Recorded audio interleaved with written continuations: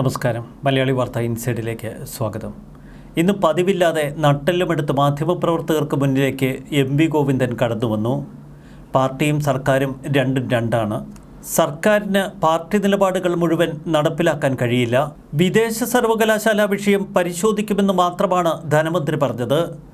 വിദ്യാഭ്യാസ രംഗത്തെ സ്വകാര്യ മൂലധന നിക്ഷേപം നേരത്തെ ആരംഭിച്ചതാണ്.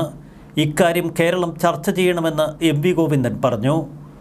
വിദേശ സർവകലാശാല ഉൾപ്പെടെയുള്ളവയെ CPM അംഗീകരിക്കില്ല. CPM നിലപാട് അതേപടി നടപ്പാക്കാൻ ഇടതുമുന്നണിക്ക് കഴിയില്ല.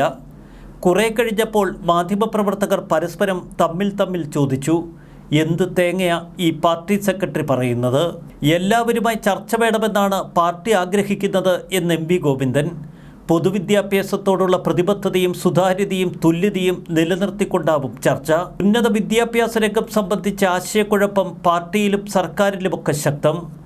പോളിറ്റ് ബ്യൂറോ ഇക്കാര്യത്തിൽ ശക്തമായ അഭിപ്രായം പറഞ്ഞതോടെ എം.വി. ഗോവിന്ദൻ പിന്നോട്ട് മാറി. ഇപ്പോഴിതാ നട്ടെല്ലുയർത്തി ഗോവിന്ദൻ പറയുന്നു, സർക്കാരും പാർട്ടിയും രണ്ടും രണ്ടാണ്. സർക്കാരും പാർട്ടിയും ഒന്നല്ല എന്ന് ഗോവിന്ദൻ പറയുന്നതിൽ എത്രമാത്രം ആത്മാർത്ഥതയുണ്ട്. മുമ്പ് പലപ്പോഴും പിണറായി വിജയനെ തലോടിയും ചിലപ്പോഴൊക്കെ വിമർശിച്ചും മാധ്യമങ്ങളിൽ ഇടം പിടിക്കുകയുണ്ടായി എം.വി. ഗോവിന്ദൻ. എന്നാൽ നിലപാടിൽ ഉറച്ചു നിൽക്കുന്ന ഒരു പാർട്ടി സെക്രട്ടറിയെ ഇതുവരെ കണ്ടെത്താൻ കേരളത്തിന് കഴിയുന്നില്ല. ധനകാര്യമന്ത്രി ബാലഗോപാൽ സഭയിൽ അവതരിപ്പിച്ച ബജറ്റിൽ കേരളത്തിൽ ഉന്നത വിദ്യാഭ്യാസ രംഗത്ത് സമൂലമായ മാറ്റങ്ങളാണ് പ്രഖ്യാപിച്ചത്. വിദേശ സർവകലാശാലകൾക്ക് ക്യാമ്പസ് കേരളത്തിൽ അനുവദിക്കും എന്ന് ധനമന്ത്രി പ്രഖ്യാപിച്ചപ്പോൾ പാർട്ടിയുമായി ചർച്ച ചെയ്തില്ല എന്ന യാഥാർത്ഥ്യമാണ് നമുക്ക് മുന്നിൽ ഉയർന്നു വന്നത്. എന്നിട്ടും ഗോവിന്ദൻ ധനമന്ത്രിയെയും പിണറായി വിജയനെയും ന്യായീകരിക്കാനാണ് ശ്രമിച്ചത്. തൊട്ടുപിന്നാലെ ഉന്നത വിദ്യാഭ്യാസ മന്ത്രി ആർ ബിന്ദു തുറന്നടിച്ചു. ഈ നയവ്യതിയാനം ഉന്നത വിദ്യാഭ്യാസ വകുപ്പുമായി ചർച്ച ചെയ്തിട്ടില്ല. പാർട്ടി ഇത്തരമൊരു നിലപാട് സ്വീകരിച്ചിട്ടില്ല. പോളിറ്റ് ബ്യൂറോ അംഗമായ VS വിജയരാഘവൻ്റെ ഭാര്യയാണ് ആർ ബിന്ദു. പിന്നീട് പോളിറ്റ് ബ്യൂറോ പൂർണ്ണമായി പിണറായി വിജയനെ തള്ളിപ്പറഞ്ഞു. ഉന്നത വിദ്യാഭ്യാസ രംഗത്ത് വിദേശ സർവകലാശാല ഇടപെടലുകൾ തങ്ങൾ സൂക്ഷിച്ചു മാത്രമേ നടത്തൂ എന്നാണ് പോളിറ്റ് ബ്യൂറോ വ്യക്തമാക്കിയത്. ലോക്സഭാ തെരഞ്ഞെടുപ്പിന് ശേഷം ഇക്കാര്യം കേരളത്തിൻ്റെ പാർട്ടിയുമായി സംസാരിക്കുമെന്നും പോളിറ്റ് ബ്യൂറോ വ്യക്തമാക്കി. ഇതോടെ പിണറായി വിജയനുള്ള പൂട്ട് പോളിറ്റ് ബ്യൂറോ തയ്യാറാക്കി വെച്ചിരിക്കുന്നു എന്ന് എം.വി. ഗോവിന്ദൻ മനസ്സിലാക്കി. അങ്ങനെയെങ്കിൽ പാർട്ടിയും സർക്കാരും രണ്ടും രണ്ടാണ് എന്ന് ഗോവിന്ദൻ അങ്ങ് വെച്ച് കാച്ചി. എന്നാൽ മാധ്യമ സമ്മേളനത്തിൽ തുടർന്നങ്ങോട്ട് എം.വി. ഗോവിന്ദൻ കരണം പറയുന്ന കാഴ്ച. ആദ്യം പിണറായി വിരുദ്ധത തൻ്റെ വാക്കുകളിൽ വന്നു എങ്കിലും ഗോവിന്ദന് വല്ലാത്തൊരു ഭയം പിടികൂടിയിരുന്നു. ഗോവിന്ദൻ കൊണ്ടുവന്ന നട്ടെല്ല് ചിലരൊക്കെ വലിച്ചൂരി എന്ന് സോഷ്യൽ മീഡിയയിൽ ആക്ഷേപം.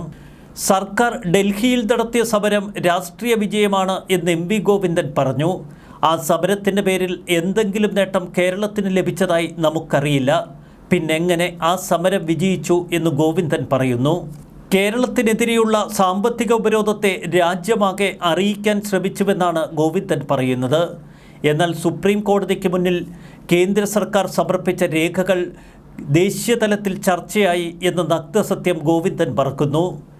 കേരളത്തിൻ്റെ സാമ്പത്തിക വ്യവസ്ഥയെ നിശ്ചിതമായി വിമർശിച്ച കേന്ദ്ര ധനകാര്യമന്ത്രി നിർമ്മല സീതാരാമൻ കേരളത്തിൻ്റെ അവസ്ഥ കൃത്യമായി സുപ്രീം കോടതിക്ക് മുന്നിൽ മാത്രമല്ല പാർലമെന്റിലും അവതരിപ്പിച്ചിരുന്നു. തെരഞ്ഞെടുപ്പ് അടുത്തിരിക്കുന്ന സാഹചര്യത്തിൽ ചില മാധ്യമങ്ങൾ പിണറായി വിജയൻ്റെയും മകളുടെയും കമ്പനികളുടെ പേര് വലിച്ചിഴയ്ക്കുന്നു എന്ന് ഗോവിന്ദൻ പറഞ്ഞത് പിണറായി വിജയനെ സുഖിപ്പിക്കാൻ മാത്രമല്ല, അത് പാർട്ടി സെക്രട്ടറിക്ക് പിണറായി വിജയൻ നൽകിയ ഒരു ദൗത്യമാണ് എന്ന് പാർട്ടിയിലെ ചില നേതാക്കൾ അടക്കം പറയുന്നു. രാഷ്ട്രീയ പ്രേരിതമായി BJP മുഖ്യമന്ത്രിയെ ലക്ഷ്യമിടുന്നു. SFIO അന്വേഷണം അതിൻ്റെ ഭാഗമാണ്. ഇതിനെല്ലാം പുറകിൽ കൃത്യമായ ഒരു അജണ്ടയുണ്ട് എന്ന് ഗോവിന്ദൻ പറഞ്ഞു വയ്ക്കുന്നു. SFIO അന്വേഷണം ആവശ്യപ്പെട്ട് കത്ത് നൽകിയത് ഷോൺ ജോർജാണ്. PC ജോർജിൻ്റെ മകൻ. പണ്ട് മുതലേ LDFിൻ്റെ ശത്രുപക്ഷത്തുള്ളവർ. ഷോൺ ജോർജ് BJPയിൽ അംഗത്വമെടുത്തതിൻ്റെ തൊട്ടടുത്ത ദിവസമാണ് SFIO അന്വേഷണം പ്രഖ്യാപിക്കുന്നത്. ഇതൊക്കെ ഒരു രാഷ്ട്രീയ നാടകമാണ് എന്ന് വ്യക്തമാക്കാൻ ഇതിൽ പരം എന്ത് തെളിവുകളെന്ന ചോദ്യമാണ് എം.വി. ഗോവിന്ദൻ ഉയർത്തിയത്. പാർട്ടിയും സർക്കാരും രണ്ടും രണ്ടാണ് എന്ന് പറഞ്ഞു തുടങ്ങിയ ഗോവിന്ദനൊടുവിൽ വീണ വിജയനെ സംരക്ഷിക്കാൻ കഷ്ടപ്പെടുന്ന കാഴ്ച.